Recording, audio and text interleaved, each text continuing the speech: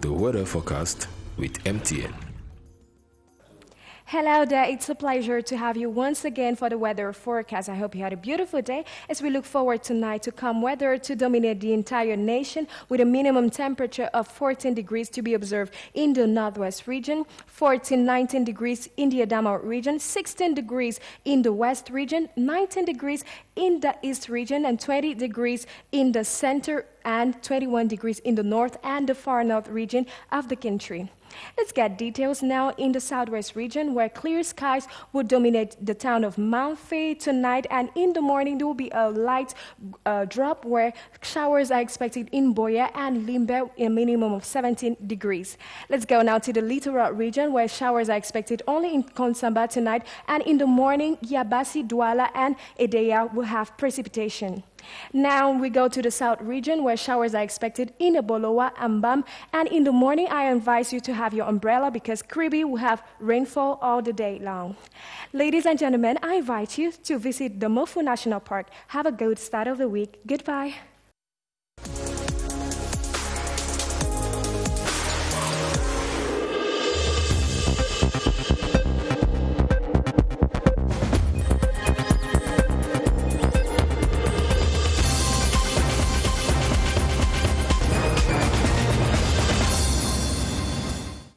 Coming up tonight, the first match of the African Nations Championship in Group B has ended with neighbors Libya and Niger separating on a virgin tie at the Japoma Stadium in Douala. 45 African countries will tomorrow observe Africa Post Day under the theme The Post, Building Resilience in Times of Crisis.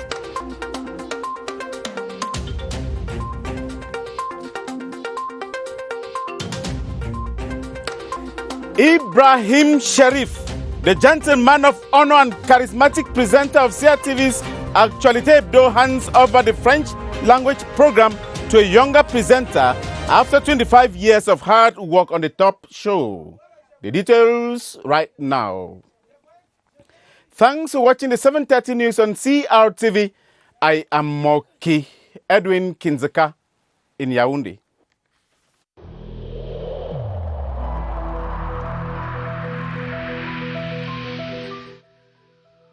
I have personally observed that most of our fellow citizens no longer comply with the protective measures prescribed by the government.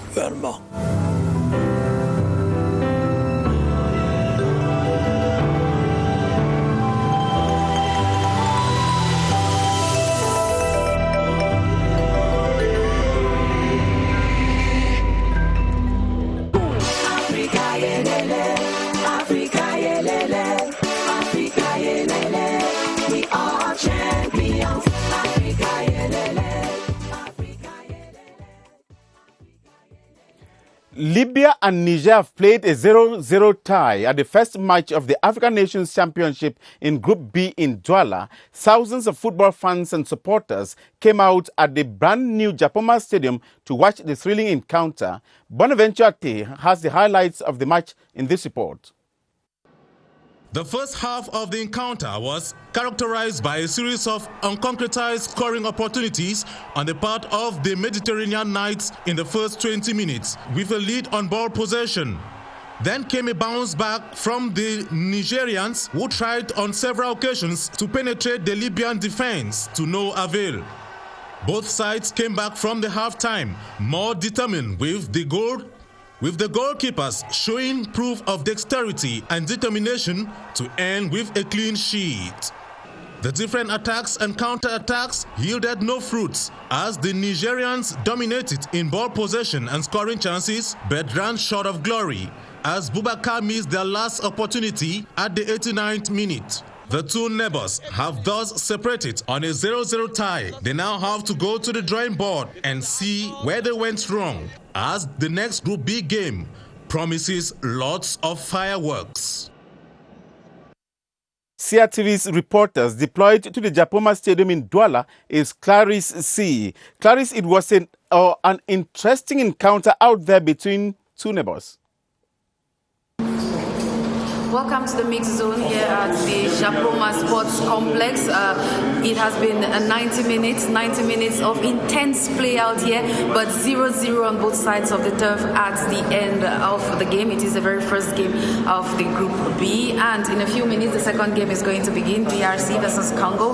We saw all players in the early hours. If you've been following the CRTV, then you definitely know that the morale is quite high in all teams. But for this very first game, it is a virgin score at the end of the day. We are waiting for players of both teams to come in through this door to be able to grant us the interviews we are all waiting for. As you can see, the mixed zone is quite full. Many media houses have answered present here, and we're just waiting for those players to come in. And of course, when they do, you will be the first to know what they had to say at the end of the game. For the CRTV News, I am Clarisse reporting from the mixed zone of the Japoma Sports Complex. Thanks, Clarisse. The visiting president of the Federation of International Football Association, FIFA, has hailed Cameroon for an exceptional organization of the ongoing African Nations Championship. Gianni Infantino spoke in an exclusive interview with Cameroon's public broadcaster, the CRTV. Charles Ebune has the details.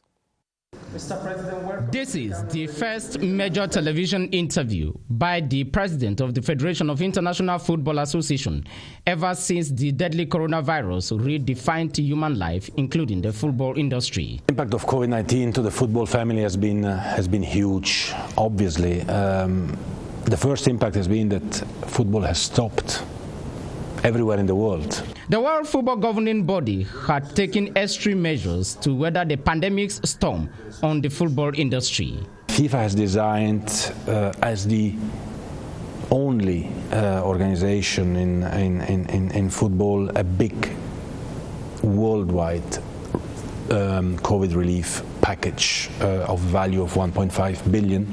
According to the boss of World Football, Cameroon staged an exceptional ceremony for the African Nations Championship. When it comes to the CHAN and the opening ceremony, it was really a beautiful ceremony. It was heartwarming to see the celebration of Africa. On the situation at the Cameroon Football Federation, Gianni Infantino called for the law to be respected. When it comes to football, Cameroon is a world power, and it's important now that everyone stays calm in this respect, that we give the time to the Federation to make the necessary amendments. This was the first ever visit by the president of FIFA in Cameroon, Gianni Infantino. Thank you very much. Cameroonians in Yaoundé have hailed the performance of the Intermediate Lions in yesterday's outing against Zimbabwe. Many say they were astonished with the players and their accomplishments, while others say they are confident the team is on the right path. Roman Kenya spoke to some residents of Yaoundé and compiled the report. A curtain raiser from defenseman Salomon Banga Bijime was enough to put Cameroon's Intermediate Lions ahead of the Warriors of Zimbabwe. A pioneer outing for the Intermediate Lions, highly saluted by fans who were keenly glued to their TV screens. I was expecting Jacques Zoua to impose himself in the team, given that he has garnered a lot of experience in the past. I remain optimistic that in the next game, with a collective play style, they can go far in the competition. Guys have done well. The match was difficult because it was a very first encounter. For the beginning, to start the competition, it's not really easy, but I'm sure that they will do better than what they did yesterday.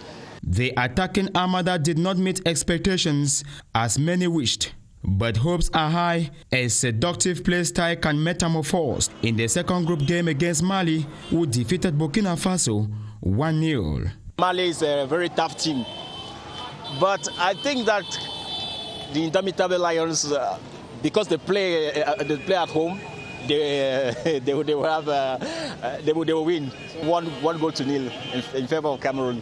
From a panoramic view, the zeal for more victories animates the sentiments of Yaoundé denizens vis-à-vis their Scott participation at the 6th edition of the Total CHAN African Nations Championship on home ground.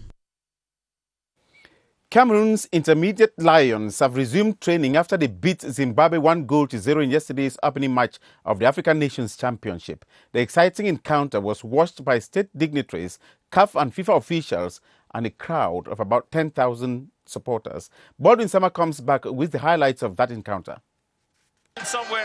Celebrating an anticipated tournament opener win, the Intermediate Lions securing their first victory in Group A of the ongoing African Nations Championship. 18 minutes into the match, Serge Andulo's powerful shots did not surprise the Zimbabwean goalkeeper. Few minutes later, Alfred Mayon came in with a poorly targeted shot after a timely pass from Jacques Zoua. Both teams went on whistles on a 0-0 tie. Upon resumption for the second half, the Lions came close to scoring. Unfortunately, Jacques Zoua's shot missed targets. The Lions' quest to score came crashing again at the 63rd minute with Alfred Mayong's shots. The deliverance came in at the 72nd minute when Salomon Banga made use of this lack of concentration in Zimbabwe's defense to open scores for Cameroon. After 90 minutes of play, the Lions had carried the day with a 1-0 win, securing 3 points in Group A while waiting for their second outing against Mali next Wednesday. Reactions continue to pour in after the Intermediate Lions secured their first win with 3 points, which permits them to hope of qualification to the second round of the tournament. Their supporters in the Bolova could not withhold their joy after the victory. Derek Alenyui captured some of those moments and now reports. Mammoth crowds chattered bars and streets in the Bolova to witness the Intermediate Lions playing at the end of the first match, with Cameroon winning Zimbabwe 1-0, led to an outburst of joy manifested by fans of the Intermediate Lions and very close friends of Banga.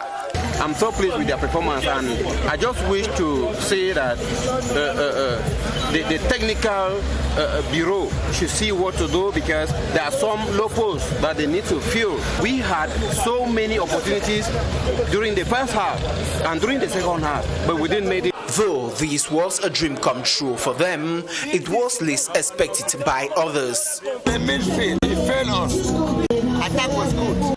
However, football lovers in this part of the country have not relented their efforts and look forward to more victories from the Intermediate Lions.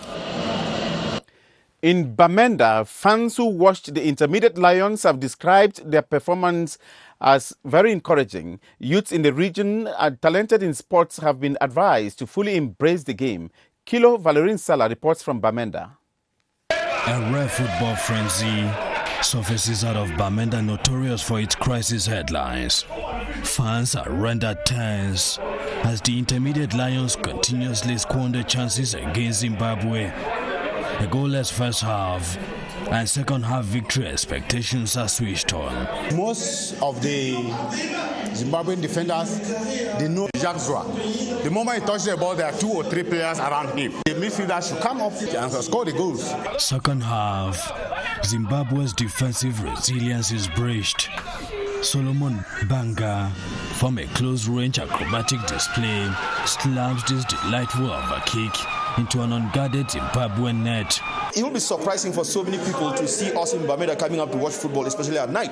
This is the moment for the youths to know that it's not all about crying. When you cry, you move on. No matter the crisis we have here in Cameroon, we are still happy that at this particular hour, some of us, fans of the Cameroon team, we can still watch our match happily. The extent of the turnout of football fans in Bamenda to watch the African Nations Championship would largely depend on the performance of the Intermediate Lions.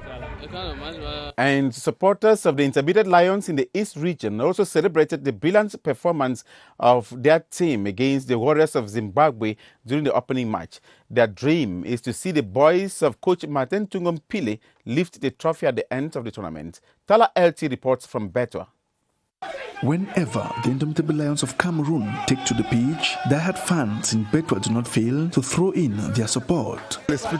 All the supporters of the East region are fully behind the Lions. The opening match of the African Football Championship against the Warriors of Zimbabwe was simply another litmus test of patriotism. The game was beautiful. The intermediate Lions gave a spectacular show. The essential has been done. Cameroon won and we have 3 points. With this wonderful head start in the competition, victory is all the supporters of the intermediate Lions dream of.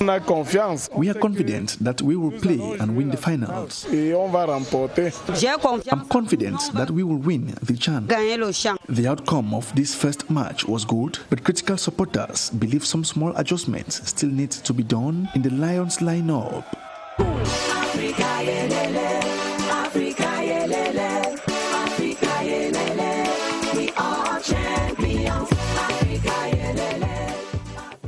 If you're just joining us, you're watching the 7:30 news on CRTV. Thank you. Hundreds of truck drivers that were grounded or trucks that were grounded in the troubled Central African Republic due to post-election violence have crossed over to the Cameroon border town of Garwa-Bulai. A delegation led by the Cameroon coordinator of the Freight Transport Trade Union, El-Haj Umaru, is in the field negotiating for the shipment of goods and humanitarian assistance to resume. Ewan Epole reports from Garwa-Bulai, where 1,600 truck drivers are stranded. 800 trucks and over 1,600 drivers transporting food, materials and humanitarian assistance to Central African Republic are blocked at the border with Cameroon in Garwa-Bulai for a month now. Cameroon coordinator of the Land Freight Transporters Trade Union, El-Haj Umaru, during his visit to Garwa-Bulai encouraged the stranded drivers, promising them their constant support. Every day we kill cow, we boil fish and others to assist because the situation is very difficult. One day we spoil like a 2 million something, but we drive away standing here. Landlocked Central African Republic depends on Cameroon's Douala seaport for about 95% of its supplies. Members of the Cameroon Transporters Syndicate (SNTRC) have expressed gratitude to government and efforts of MUNISCA forces for escorting the first convoy of over 30 trucks from Bangui in Central African Republic to the Garwa-Bulai border town in Cameroon. 54 African countries will tomorrow celebrate the Pan-African Post Day, organized this year under the theme, The Post, Building Resilience in Times of Crisis. In prelude to the event to be celebrated via video conferencing, Yoti Kalelisonge reports on the challenges and prospects of the postal sector in Africa. A blessing in disguise is how the Pan-African Postal Union, PAPU, describes the coronavirus pandemic. This after succumbing to several challenges. The offer of the postal services depend on other supply chain, like transportation. The sky was closed, there was no cross-border exchange, limitation of movement of people, of the staff. We have the reduction of revenue because we have customers. If customers don't have any resources, they cannot come and ask for the postal services. The Postal Union then seized an opportunity from a difficult situation, especially with a boom in e-commerce. Many of post offices became e-commerce platform. They are offering services online because people are staying at home. It is improving the growth of e-commerce. So when people buy, they need somebody to transport from the seller to the last mile, and Post is there. And we have to prepare our people to be resilient, to be proactive. PAPU is bent on leaving a footprint in the postal sector, come what may, as the theme revolves around the ability to attain springiness in adversity. The Brazilian Ministry of Agriculture has pledged to support Cameroon to increase its rice production capacity to at least 35,000 tons by 2025. The information was made public during a video conference between agriculture officials of the two countries. Gerard Nanje Yambe has the rest of that story.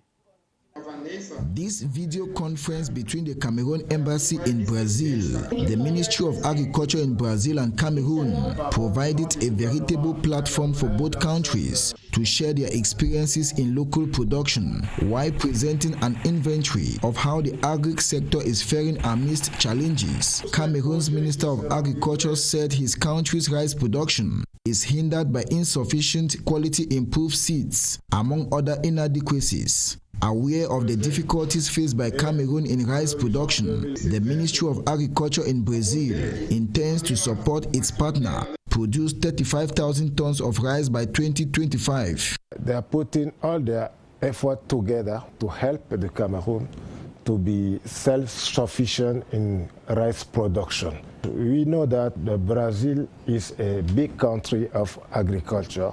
They produce a lot of cereals. They have mastering the technology of agriculture. So we can benefit from their know-how to improve our productivity. In the last harvest season, Brazil had a record of 250 million tons of grains. This as opposed to Cameroon, that produces 700,000 tons of rice yearly, for an average value of 165 billion francs CFA.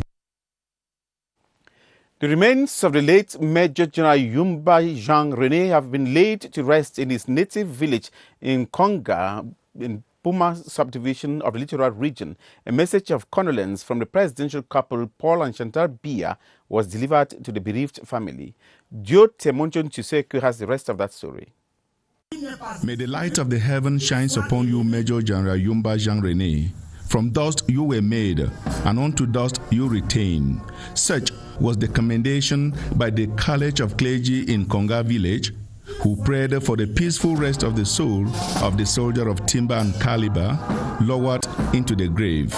Presenting the biography of the late senior military staff, Major General Hector Chemo Marie described him as an epitome of discipline, integrity, and hard work, which should today inspire younger soldiers. The achievements of the late Major General YOUMBA Jean-René were outlined with roads and bridges constructed under his stewardship as a pioneer of the Military Engineering Corps in Cameroon. The SDO for Sanaga Maritime Division read the condolence message from the presidential couple Paul and Chantal Biya, represented during the funeral by Secretary of State Kumpa Issa. In attendance were the governor of the Littoral region, the Douala city mayor, among other distinguished authorities. May eternal rest be granted to you, Major General YOUMBA Jean-René.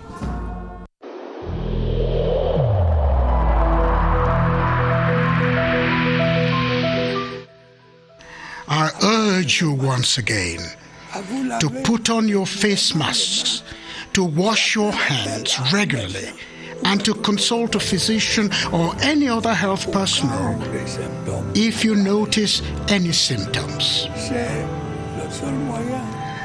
This is the only way to save lives and to curb the spread of the virus.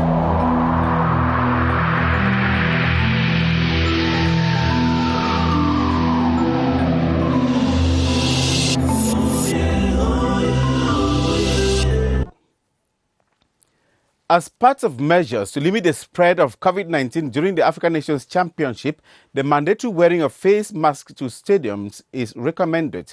What importance do health workers attach to this measure? Let's meet Baldwin Sama with his guest, Dr. Ewa Sama, at the Public Health Emergency Center. Hello, Baldwin Sama. Good evening to you, Mokiedun Kenzeka. After matches of Group A that were played yesterday, Saturday, Group B matches are being played this Sunday in Japoma, in the nation's economic capital. We meant to talk about Group A, where some of these sanitary measures are being implemented in a different stadia so as to limit the spread of COVID-19 during this African Nations Championship. And I guess it's Dr. Ewa Sama, an epidemiologist involved in this campaign to limit the spread of COVID-19 in Group A. Good evening to you, Doctor. Good evening, Jay Baldwin. What are some of these sanitary measures that have been outlined and that must be implemented throughout the African Nations Championship at the Ahmadu Ahijo Stadium, where a Group A matches will be played? So they have to keep respecting the barrier measure, that is washing hands, respecting social distancing. And what measures have you put in place to ensure that the wearing of the face mask is not just at the entrance into the stadium, but throughout the match? These different spectators with their face masks, they have their face mask worn till the end of the match. There are some measures have been taken in the stadium. You have people who will be there to sensitize the public, and also to make sure that they respect the measure, that they keep wearing their face mask. And we want to call the attention of the public, especially during some specific moment, like maybe when there is a hot action, a goal, or any action that can lead people to react. So they have to keep their calm. Thank you so much, Dr. Ewa Sama, for being a guest this evening. We will continue with our sensitization as tomorrow Monday we shall be giving you updates from the nation's economic capital, Douala, with regards to measures put in place to limit the spread of COVID-19 during the African Nations Championship. Back to you, Moki Edwin Kinsika. Thanks very much, Baldwin Sama, for keeping us informed on measures taken there by the government of the Republic to stop the spread of the coronavirus during this period of the African Nations Championship. Now, the National Gendarmerie Road Safety Task Force is bent on stopping delinquent road users and the transportation of dangerous weapons on the Cameroonian highways. This is the bid to check the circulation of dangerous weapons within the context of African Nations Championship and the preoccupying security situation in the country. Kilan Dandifon followed the road safety campaign team Saturday to the Yaoundé Bafia Makenene National Route number 4 and brought back this report. Over 20 persons in the hillocks of 5 states. Dangerous activities stopped on the Yaoundé Bafoussam highway Saturday. This is prohibited. Imagine a clash with a truck. All of you will die. The current context is preoccupying. Some vehicles can transport dangerous weapons, explosives and firearms. We systematically search all vehicles. Fouillons systématiquement les véhicules qui passent. Respect of the highway code is capital. C'est une timidité. Road users are timid. The majority of them are not wearing face masks. N'arborent pas toujours leur masque. Control of measures to stop the spread of COVID-19 is still a battle. You know this pandemic is real, so you have to wear your face mask. Respect the highway code as the Road Safety Task Force will stop you. CRTV's French language flagship program, Actualité Hebdo, that comes up every Sunday, will from next week have a new presenter. The senior journalist and charismatic presenter of Actualité Hebdo, Ibrahim Sherif, known by many as a gentleman of honor, hands over to a younger presenter, Romel Chesengok. Ibrahim Sherif has been presenting the Hard Talk program for 25 years now. Constantine Baum reports. In the CNN, there is the Situation Room, and the BBC, there is Hard Talk, and in CRTV, there is Actualité Hebdo, which comes up every Sunday with hard-hitting interviews with newsworthy personalities where questions and sensitive topics are being covered. Ibrahim Sherif has been presenting this program for 25 years, and this is his very last presentation with Professor Marcelin Ngele Abada from the University of Soir. We've received lots of people in Actualité Hebdo. Going from the top to the bottom. We received here the president of the National Association of Lepers. It was so emotional. Actualité Hebdo is for the whole Cameroonians. Sherif in the Arabic world means noble, high-born, or honorable. These are qualities he carries with him in the journalism profession, where he is described as a guardian of values. He keeps teaching the deontology of the profession, The man with a height of 1.83 m knows how to ask untouchable questions with the goal of serving the truth to the public. The next person have been well prepared, and well trained, so there will be no problem. CRTV will continue. We will go, but the institution will stay. He is very meticulous with attention to every production stage of Actuality Hebdo. It is a very great challenge. It is also a testimony of confidence from the hierarchy. 25 years is not 25 days or months. It is an honor to report about him. Thanks, Sheriff, and welcome, Romuald. Recently appointed divisional officers of Yaoundé 1 and Ngumo have officially taken office. They were instructed by the SDO for the Mfunde Emmanuel Mariel Njigden and that of Mifu Anakono Antoinette Zanga to be agents of peace and development. Details of the installations of Nyanji Magbu for Yaoundé 1 and Abe Tabga as senior divisional officer for Ngumo in the following joint report by Bude Kane and Constantine Bom.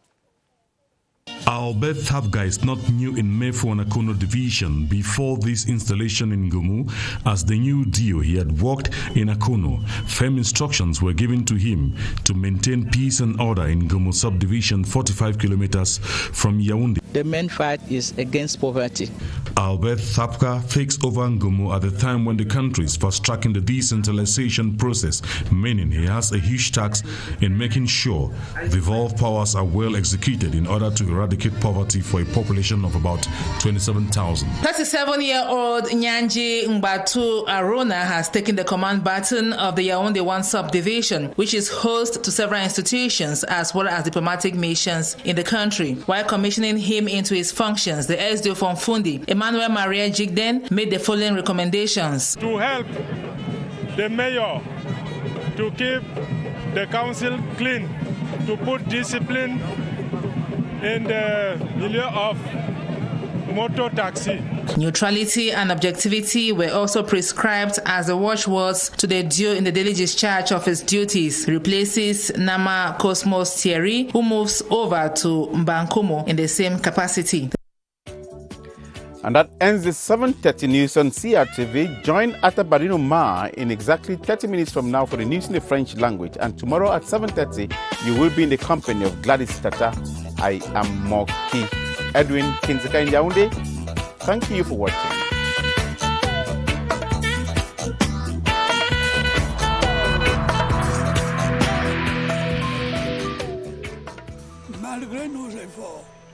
Despite our efforts, COVID-19 plunged many families into mourning and seriously hampered the functioning of our economy and society.